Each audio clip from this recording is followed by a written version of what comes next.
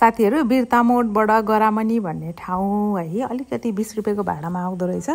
लगभग 3-4 किलोमिटर अनि त्यो गरामनीबाट भित्र लगभग आधी घण्टा जति सिटी रिक्सामा जाँदाखेरि चाहिँ आधी घण्टा जति लाग्ने ठाउँ चाहिँ मेथीबारी हैन हामी चाहिँ मेथीबारी जाँदै छौं हाम्रो बडबा बडेमाको घरमा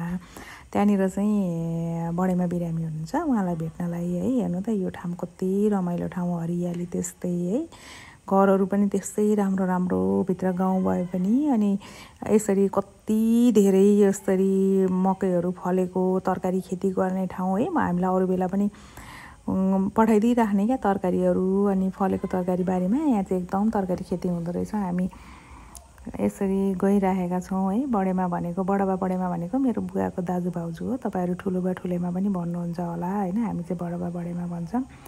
अनि यो ठाउँमा चाहिँ कति ठुलो यो चिया बगान रहेछ क्या यो चिया बगानलाई चाहिँ यसरी मैले भिडियो बनाएँ उतेर फोटोहरु त हामीले खिचेनौं बिरामी भेट्न गएको मन लागेन अनि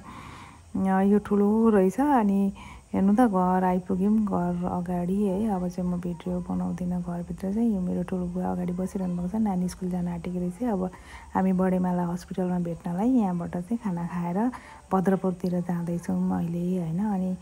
भद्रपुर हस्पिटलमा चाहिँ बिरामी राखेको छ हेर्नु त बडेमाको चाहिँ दुईटै किडनी फेल भएर डायलिसिस भइराखेको छ डाक्टरले उपचार